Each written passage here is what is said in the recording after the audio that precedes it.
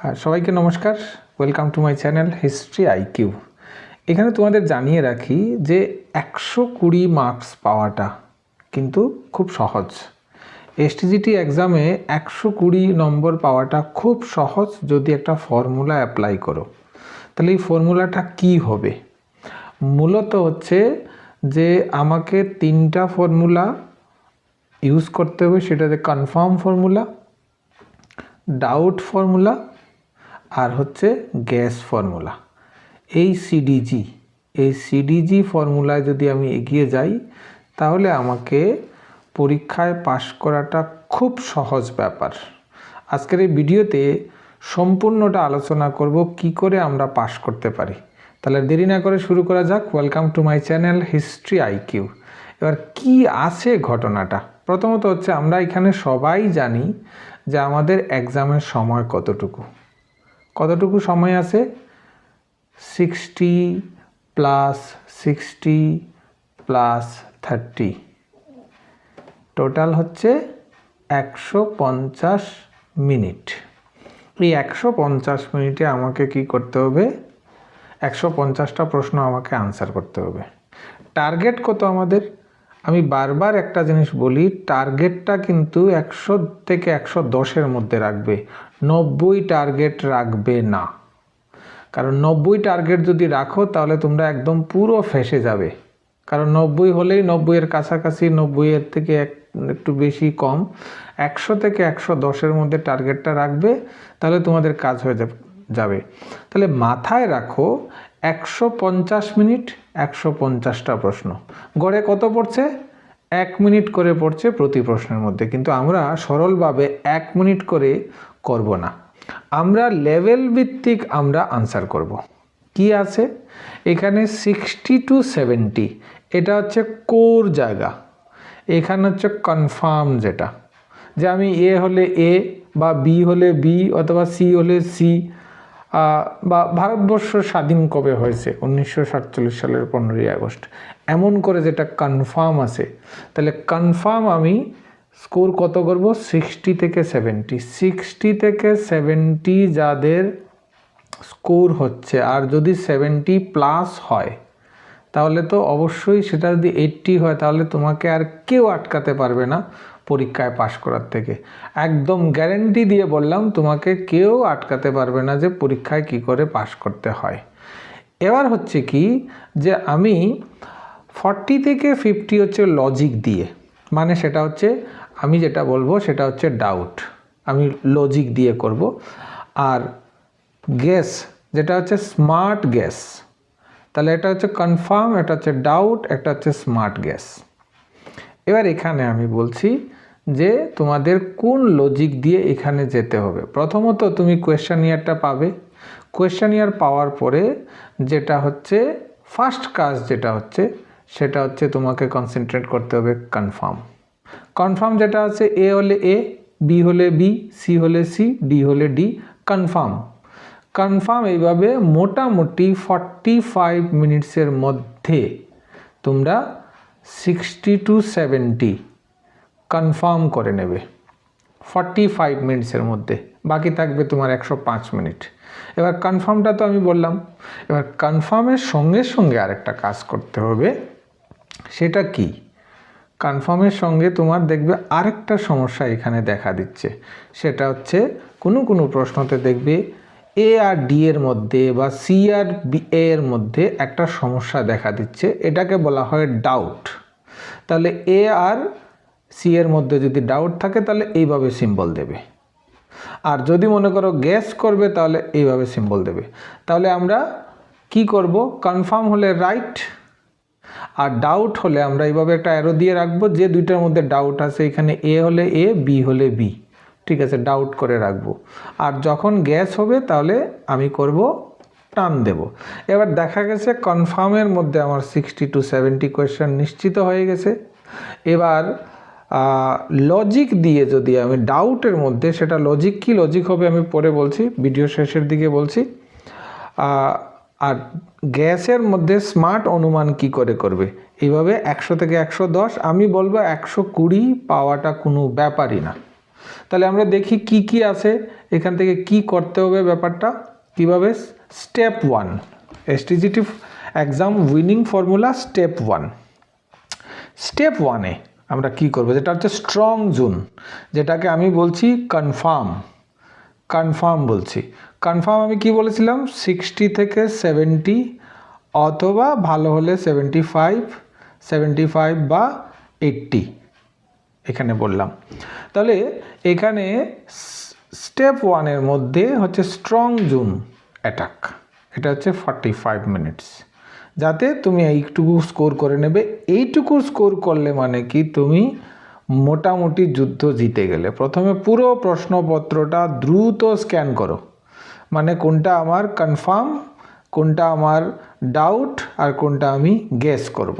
ওকে, এবার আসো সেকেন্ড টার্গেটে। সেকেন্ড টার্গেটের মধ্যে 60 to 70 যে আছে, এক প্রশ্নে 45 মিনিটসের বেশি দেবে না।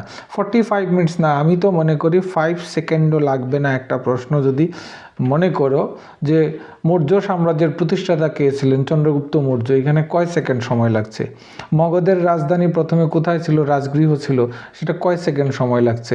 অশোক কবে কলিঙ্গ যুদ্ধ করেছিলেন, 261 খ্রিস্টপূর্বাব্দে, কয় সেকেন্ড সময় লাগছে। এই ধরনের যে প্রশ্নগুলি আছে, এখানে কনফিউশন হলে ডাউটে রাখো, মানে এইভাবে সিম্বল দাও।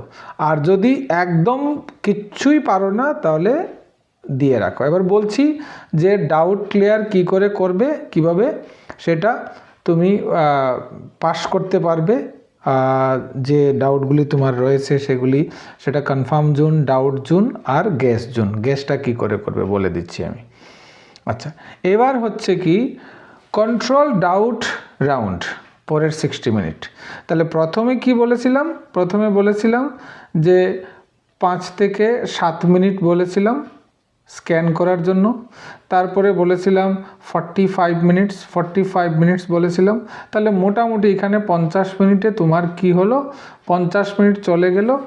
এখনও কিন্তু তোমার কাছে 80 মিনিট সময় আরও রয়েছে। 80 মিনিট না, 50 মিনিট সময়, 100 মিনিট সময় তোমার কাছে রয়েছে। এবার এই 100 মিনিট সময়কে কী করবে, সেটা হচ্ছে পরের 60 মিনিটে তুমি এগুলি দুইটা অপশনের মধ্যে কনফিউশন, মনে করো এ আর সি মধ্যে কনফিউশন, এইভাবে অ্যারো দিয়ে গেছো তুমি আগে, মনে আছে। এবার এইটার মধ্যে তুমি প্রশ্নগুলিকে বারবার পড়বে আর অপশনগুলিকে বারবার পড়তে থাকবে। এই দুইটা অপশনের মধ্যে ডাউটটা এমনভাবে করবে যাতে কাছাকাছি আনসার হয়। এই দুইটার মধ্যে তোমার ডাউট, এই দুইটার মধ্যে ডাউটটা এমনভাবে দাঁড়ালো যে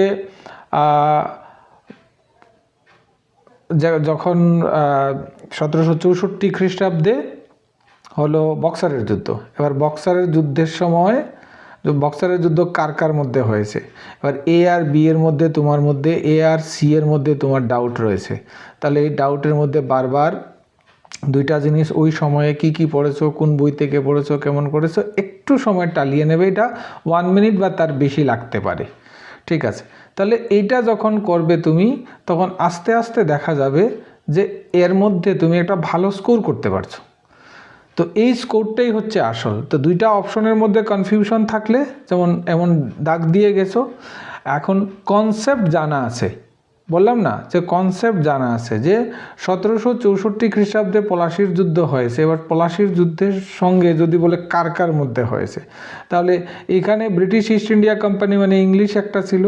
এবার অযোধ্যার নবাব সুজাউদ্দৌলা আর প্লাস বাংলার যে পরিত্যক্ত নবাব ছিলেন মীর কাসিমের মধ্যে ইএসএম, এইভাবে করলে এখানে যদি সিরাজউদ্দৌলা দেয়, তাহলে তোমার কনসেপ্টের মধ্যে দেখা আছে যে 1757 সালে সিরাজউদ্দৌলার পতন হয়ে গিয়েছিল। তখন ডাউট হলে ডিতে যদি এই অপশনটা থাকে তাহলে ডিতে হয়ে যাবে। আচ্ছা, অপশন এলিমিনেশন লজিক। কি লজিক ব্যবহার করবে? লজিক ব্যবহার করবে প্রশ্নের কিওয়ার্ডস ধরো, কি কি কিওয়ার্ডস প্রশ্নের মধ্যে ব্যবহার করা হয়েছে। এখানে টার্গেট রাখো 40 থেকে 50টা প্রশ্ন। এখানেই আসল খেলা। মনে করো তুমি 70 পেয়েছো, আর এইখান থেকে তুমি যে 25, আমি মনে করলাম 25ই পেয়েছো, 25, তাহলে 95 হয়ে গেল। 95 হয়ে গেল তোমার, তাহলে তুমি একটা সেফ জোনে চলে গেলে, মোটামুটি একটা সেফ জোনে চলে গেলে। সেফ জোনে চলে গেলে তুমি 90 প্লাস তোমার হয়ে গেল, মোটামুটি একটা সেফ জোন তোমার চলে আসলো। এইবার হচ্ছে যেটা হচ্ছে ক্র্যাকিং ফর্মুলা। এই যে ক্র্যাকিং ফর্মুলাটা, যেখান থেকে তোমার গ্যাস জোনটা আসছে। আর গ্যাস তো এমনিতেই করলেই হয় না, স্মার্ট গেসিং রাউন্ড শেষ 30 থেকে 35 মিনিট তুমি স্মার্ট গেসিং রাউন্ড, এখানে বাকি থাকবে 30 থেকে 40টা প্রশ্ন, পুরো অজানা হলেও একটা অপশন মার্ক করবে। অতিরঞ্জিত শব্দ অলওয়েজ, নেভার, অনলি থাকলে সাবধান। খুব লম্বা অপশন অনেক সময় সঠিক হয়। এক অপশন বারবার না দিয়ে প্যাটার্ন ব্যালেন্স করবে। মনে করো একটা এ দিয়েছো, তো একটা সি দাও, আর এ বি সি আর কোনোটাই নয়, সবটা যদি হয় তাহলে একটু সতর্কিতভাবে গ্যাস করবে। এখান থেকে যদি 10 থেকে 15 যদি হয় তাহলে স্কোর পৌঁছাবে 110। তাহলে এই ফর্মুলা যদি ইউজ করো, এই ফর্মুলা ইউজ করে তুমি মোটামুটি একটা ভালো একটা জায়গাতে তুমি যেতে পারবে। এবার আসছি তোমাদের যে ফাইনাল 10 মিনিটসে তুমি কি করবে। ফাইনাল 10 মিনিটসে ওএমআর চেক করো, ভালো করে চেক করো। কোনো সময় মনে করো 135 নম্বর প্রশ্নের দাগ দিচ্ছ, মিলিয়ে নেবে সিরিয়ালে কোন জায়গাতে গিয়ে 135 নম্বর আছে, যেটা তার উত্তর হবে সেখানেই করবে। মিলিয়ে একটা কাঠ পেন্সিল, একটা পেন্সিল রাখবে এভাবে সোজা 135-এর সঙ্গে, আর তারপরে হচ্ছে 136-এ আসছে, আবার 136-এর সঙ্গে চারটা, এইভাবে চারটা ABCD আছে। এবার এটার হয়তো বা বি হচ্ছে আনসার, বিটা করে এইভাবে সুন্দর করে মিলিয়ে নেবে।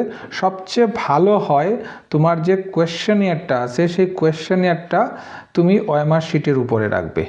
বারবার আমি বলছি ওএমআর শিটের বা স্কেল নিয়ে যাও, স্কেল দিয়ে করো, সিম্পল স্কেল অ্যালাও আছে, স্কেল দিয়ে করো। ওএমআর চেক করো, সবাই কিন্তু স্কেল নিয়ে যাবে। ওএমআর চেক করো, প্রশ্ন নাম্বার মিলাও, প্রশ্ন নম্বর মিলিয়ে দেখো কোনো ফাঁকা আছে কিনা তা দেখো। তারপরে হচ্ছে এই যে জায়গাটা আমি বারবার বলছি তোমাদের, স্টেজ 1 45 মিনিটস অ্যাটেম্প্ট করবে, 25 to 30 ডাউট যেটা আছে। তারপরে স্ট্রং পয়েন্ট যেটা আছে 70 to 65, আর গ্যাস করবে 35, এখানে স্কোর করবে 15, ডাউট থেকে করবে স্কোর আমি হাইয়েস্ট ধরলাম, আর এখানে যদি 70 হয় তাহলে 115। বাস হয়ে গেল। Congratulation, you have crack your STGT exam. তো এটা খুব ভালো করে দেখবে। আর তোমরা ছাত্রছাত্রীদের, তোমাদের জন্য বলছি যে শেষ কথা কি হতে পারে, শেষ কথা 150 প্রশ্নকে কোনো সময় ভয় পাবে না, ক্যাটাগরি করে নেবে কনফার্ম, ডাউট, গ্যাস। কনফার্ম থেকে আসছে 70, ডাউট থেকে আসছে 30, আর গ্যাস থেকে আসছে 10, হয়ে গেল 110। এখানেও পাবো আমি। আর এখানে যদি বেশি বাজে করে নাও তাহলে রিস্ক আছে। আমরা 70টা নিশ্চিত দিয়ে শুরু করব, তারপর লজিক হচ্ছে 30টা, তারপর শেষ সুযোগ কাজে লাগিয়ে 10 থেকে 15টা বাড়াবো। এবার শেষ মনে করো 35 কোয়েশ্চেন আছে, সবগুলি যদি তোমরা এ দিয়ে আসো, মোটামুটি একটা স্মার্ট গেসিং করবে, হয়তোবা বি একটা হবে, সবগুলি তুমি এ দিয়ে এসছো, তারপরেও এখানে 7 থেকে 8 পাওয়ার একটা সম্ভাবনা থেকে যায়। শেষ সুযোগ কাজে লাগিয়ে 10 থেকে 15 বাড়াবে। টার্গেট হচ্ছে 100+, এটা সম্ভব। তাহলে all the best for your টুমরোস exam. কোনো চাপ নেবে না, সোজা পরীক্ষার জায়গাতে গিয়ে বসবে, যে স্ট্র্যাটেজিটা বলছি এই স্ট্র্যাটেজি অনুসারে পরীক্ষা দেবে, দেখবে সবটা সহজ হয়ে যাবে। তাহলে দেখা হচ্ছে পরবর্তী ভিডিওতে। ততক্ষণ সবাই তোমরা ভালো থাকবে। All the best my dear student. নমস্কার।